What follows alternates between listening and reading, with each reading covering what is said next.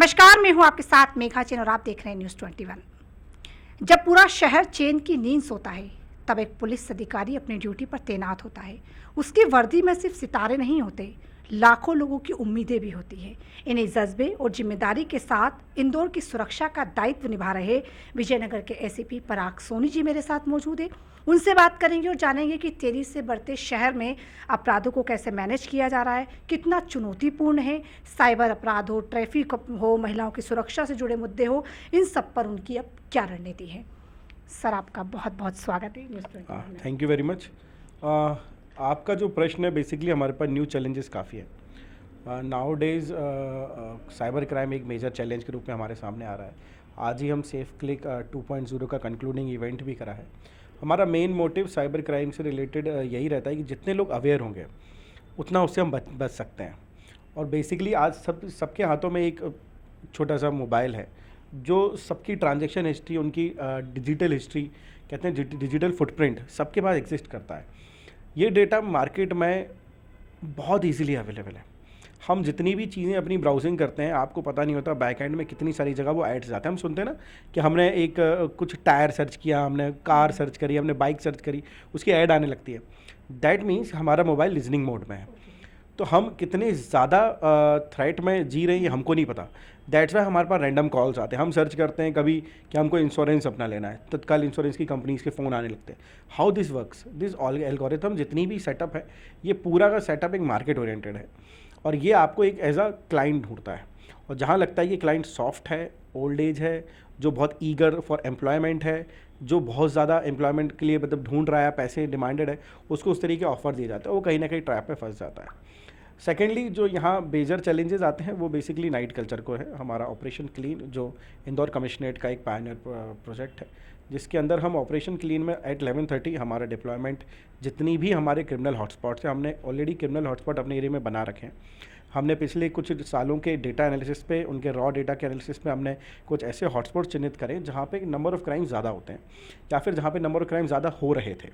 हमने उनको चिन्हित करके, ऐसी जगहों को चिन्हित करके फिर उसमें अपनी डिप्लॉयमेंट बढ़ाया, वहाँ पेट्रोलिंग करी, ड्रोन पेट्रोलिंग करते हैं, जिससे कि हमारा जो 11:30 के बाद ऑपरेशन क्लीन चलता है, जिसमें हम सभी हमारे जितने पब बार्स हैं उनके आसपास पेट्रोलिंग करना, जितने भी फूड एरियाज़ हैं, फूड जो जहाँ ज़्यादातर क्राउडेड पर्सनस होते हैं, टीपी वाला एरिया, तो वहाँ हम अपना डिप्लॉयमेंट बढ़ाते हैं। तो मेजर चैलेंज हमारे लिए और हम लोग इसी तरीके से अपना काम करते हैं। महिला सुरक्षा को लेकर के पुलिस की क्या रणनीति, क्योंकि जिस तरीके से लगातार हम देख रहे हैं कि जागरूकता तो लगातार पुलिस फैलाने का काम कर रही है, लेकिन फिर भी कहीं ना कहीं अपराध थमने का नाम नहीं ले रहे हैं। बेसिकली इसमें हम लोग अपने पुराने डेटा का एनालिसिस करते हैं। अभी हाल ही में कुछ दिनों बाद एक नया इनिशिएटिव हमारे यहाँ से आप देखेंगे, अभी कुछ दिन बाद लॉन्च होने वाला है। हमने अपने पुराने डेटा के एनालिसिस पे काम किया है और उसके अकॉर्डिंगली हमने GIS मैपिंग्स की हैं, जहाँ हमको ऐसे एरियाज़ में जहाँ वो प्रोन एरियाज़ है, स्पेशली टाइम एंड डेट के अकॉर्डिंगली, कहीं वीकेंड्स पे ज़्यादा भीड़ होती है, कहीं पे वीकडेज में ज़्यादा भीड़ होती है। ऐसे हॉटस्पॉट हमेशा चेंज होते हैं, टाइम वेरिएबल होते हैं। कभी शाम को 5 से 7 को लेके ज़्यादा प्रोन एरिया होता है, कहीं कहीं रात को 11 से 12 का ज़्यादा एरिया है। तो हम इन डेटा एनालिसिस के आधार पर अपनी पेट्रोलिंग और सर्चिंग को इस तरीके से मोटिवेट करते हैं और फ्लक्चुएट करते हैं, जिससे हम एक सेफली एनवायरनमेंट क्रिएट कर सकें, विमेन सेफ्टी के ऊपर काम भी कर सकें। ट्रैफिक विजयनगर में एक बड़ी समस्या है, इसके समाधान के लिए पुलिस क्या कार्य कर रही है? देखिए, हमने ट्रैफिक को लेके काफ़ी इनिशिएटिव्स लिए हैं। हमारी एक ऑलरेडी ट्रैफिक विंग जो इंदौर पुलिस की, वो इसके लिए काम कर रही होती है।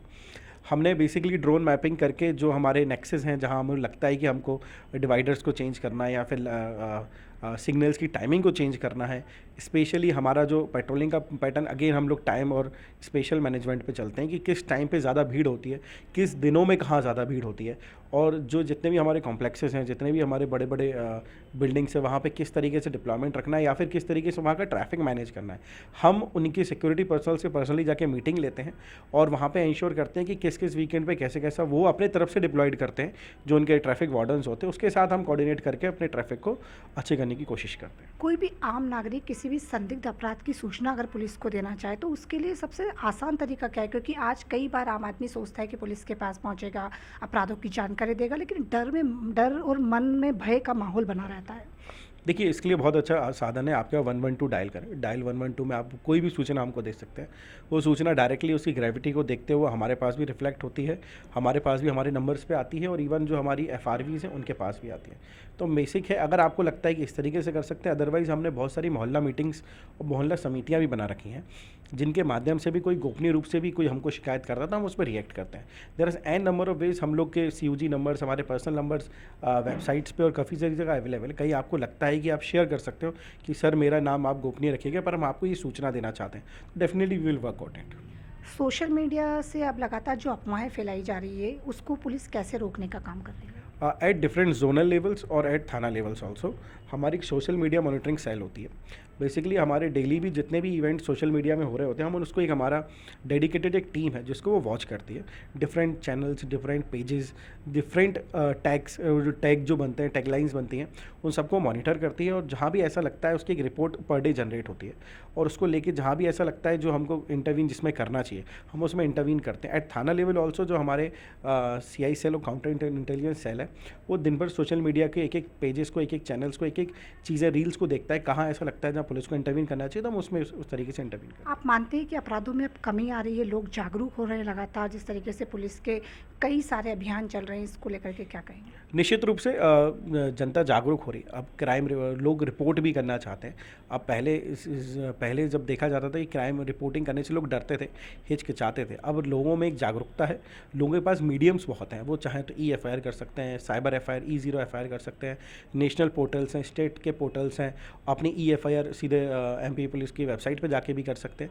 There are an number of portals जहाँ पे लोग ईजिली कंप्लेन कर सकते हैं, तो लोग अब ज़्यादा सिक्योर फील करते हैं। ACP Parag Soni, as a ACP आपका कोई ऐसा केस जो आप याद करना चाहेंगे, आप दर्शकों को बताना चाहेंगे? हमारे एन नंबर ऑफ कैंपेन्स मैंने चलाई हैं। जैसे एक हमने ऑपरेशन अलर्ट चलाया था, जहां मैंने अपने कुछ लोगों से रैंडमली हमने अपनी पुलिस डिप्लॉयड की सिविल में और उन लोगों के मोबाइल छीनने के प्रयास किए। तो वो एक ऑपरेशन काफ़ी लोगों ने सराहा था। बेसिक मोटिव उस ऑपरेशन का यही था कि लोग कितने कैजुअल तरीके से अपना फ़ोन लेके चलते हैं और जो मोबाइल स्नैचिंग होती है वो इसी तरीके से होती है। तो हम लोगों को अवेयर भी किया और सोशल मीडिया में काफ़ी ज़्यादा पॉजिटिव रिस्पॉन्स आया था। इसी प्रकार हमने एक मिडनाइट ऑपरेशन भी चलाया था, जिसमें हमने अपने कुछ महिला कर्मचारियों को ऐसे नाइट में ऐसी जगह पे डिप्लॉयड किया था और प्रयास किया था कि वो वहाँ जाएं और देखें कि क्या कोई लड़का उनको छेड़ता है। तो ऑपरेशन मजनू भी उसका नाम दिया था, काफ़ी उसको पॉपुलैरिटी भी मिली थी और लोगों से मुझे उसमें कमेंट्स में इनपुट बहुत मिला था कि सर आपको इस एरिया में भी करना चाहिए। इस एरिया जहाँ हमको फीडबैक मिला था, हमने उस एरिया में फिर से वो ऑपरेशन किया। तो बेसिक मोटिव हमारा ऑपरेशन करने का ये था कि महिला सुरक्षा को लेके एक अपलिफ्टमेंट और जो ऐसे जो असामाजिक तत्व हैं उनको भी हम उनको आइडेंटिफाई कर सकें, उनके विरुद्ध कार्रवाई भी कर सकें। कई बार ऐसे अपराध होते हैं जो राजनीतिक संरक्षण में भी होते हैं, तो क्या कभी कभी पुलिस पर इसका दबाव होता है कि नहीं आपको ये नहीं करना है, इसको रोक देना है? इसको पराग सोनी कैसे देखते हैं? निश्चित रूप से कभी कभी होता है, परंतु एक बहुत अच्छी चीज़ ये है कि कानून के लिए सब समान है, इक्वलिटी बिफोर लॉ। हम कानून में दायरे में रह के जो कानूनी चीज़ें होती हैं हम उसको ही लेके अपना आगे विवेचना करते हैं, अपराध पंजीबद्ध करते हैं या फिर जांच करते हैं। तो जो चीज़ें कानून में आती हैं, कानून के ऊपर कुछ भी नहीं है और कानून के दायरे में रह के ही सब काम होते हैं। लंबे समय से आप पुलिस की दायित्व को निभा रहे हैं, तो जाहिर सी बात है कि समय बहुत कम मिलता है। ऐसे में पत्नी नाराज़ नहीं होती, कभी कभी समय नहीं दे पाते परिवार को? निश्चित रूप से इतना समय हो चुका है कि घर वाले भी अब हमारे साथ ट्रेंड हो चुके हैं। उनको ही पता है कि हम कितना समय दे पाएंगे, चाहे नाइट हो, चाहे प्रभात हो या ऑन कॉल एकदम से जाना हो। तो फैमिली भी हमारा उतना ही जॉब में सपोर्ट करती है, सफ़र करती है जितना हम कर रहे होते हैं। जितना मैं यहाँ बैठा हूँ तो मेरा घर भी उतना ही मैं समझता हूँ कि बराबर वो भी जॉब कर रहा है। वो मुझे यहाँ देख रहा है, वो घर में अपने आप को उसी प्रकार से एडजस्ट करता है। तो मैं कहता हूँ कि जहाँ मेरी ट्रेनिंग हुई थी, मेरे घर वालों की भी ट्रेनिंग हो चुकी है। सर, कई बार हम देखते हैं कि आज का युवा बहुत जल्दी डिप्रेस्ड हो रहा है, बहुत जल्दी खुद को, जीवन लीला को समाप्त कर लेता है। कोई छोटी सी एग्ज़ाम क्लियर नहीं हुई तो जीवन लीला को समाप्त कर लिया। ऐसे युवक युवतियों को आज क्या कहना चाहेंगे? देखिए, हर चीज़ के आगे एक बहुत बड़ी बात है कि हर चीज़ में हो सकता है आपको सफलता ना मिले। मैंने भी कई अटैम्प्ट्स दिए हैं जब जाके इस परीक्षा को पास किया है। निश्चित रूप से आप मल्टीपल फेलियर से इंसान सीखता है और एक बार में कोई भी सक्सेसफुल नहीं होता। बहुत रेयर केस है जब कोई पहले बार में ही सक्सेस हो। मैंने भी तैयारी की, मैंने भी पढ़ाई की है, सब ने पढ़ाई की है और इतनी जल्दी हताश होना ही सबसे बड़ा अनसक्सेसफुल चीज़ है। आप प्रयास करो, प्रयास करने के बाद there are an number opportunity. अगर आप मन से चाहते हो तो आप कर लोगे और आपको लगता है कि आपको डर है तो आप फिर गलत स्टेप उठाओगे। और मेरा संदेश यही है कि हर चीज़ का एक समय होता है। समय के अनुसार ऑटोमेटिकली वो चीज़ें हो जाती हैं, और अगर आप मेहनत दिल से और लगन से कर रहे हो तो आप सक्सेस हमेशा पाते हो। एक जर्नलिस्ट बनना चाहते थे, पुलिस डिपार्टमेंट में पहुंच गए, कभी मौका मिला तो जर्नलिस्ट बनेंगे फिर से? बिल्कुल, रिटायरमेंट के बाद देखेंगे। मुझे जर्नलिज़्म काफ़ी पसंद है, way of reporting, way of expressing, और बेसिकली जर्नलिज़्म एक वो सब्जेक्ट है जहाँ आप लोगों को बताते हैं कि क्या हो रहा है, और कहते हैं कि डेमोक्रेसी का फोर्थ पिलर ही जर्नलिज़्म है, और जर्नलिज़्म के माध्यम से लोग अवेयर भी होते हैं। और निश्चित रूप से अगर मुझे मौका मिलेगा रिटायरमेंट का तो ज़रूर मैं जर्नलिज्म में आना पसंद करूँगा। एक रैपिड फायर हम आपके साथ खेलेंगे, उसमें एक शब्द में आपको आंसर देना है। वर्दी या परिवार? और वर्दी। किताब या फिल्म? किताब। चाय या कॉफ़ी? कॉफ़ी। सुबह या रात? रात। एक शब्द में इंदौर? इनक्रेडिबल। एक शब्द में खाकी? ऑनेस्टी। और एक शब्द में सफलता? मेहनत। Thank you so much. तो आप सुन रहे थे एसीपी पराग सैनी को, जिन्होंने हमारे तमाम सवालों के जवाब दिए और खास करके कहा कि किस तरीके से पुलिस लगातार कार्य कर रही है, अपराधों को नियंत्रण करने के लिए भी लगातार एसीपी पराग सैनी अपने कार्य कर रहे हैं। फिलहाल के लिए इतना ही, देखते रहिए न्यूज़ 21।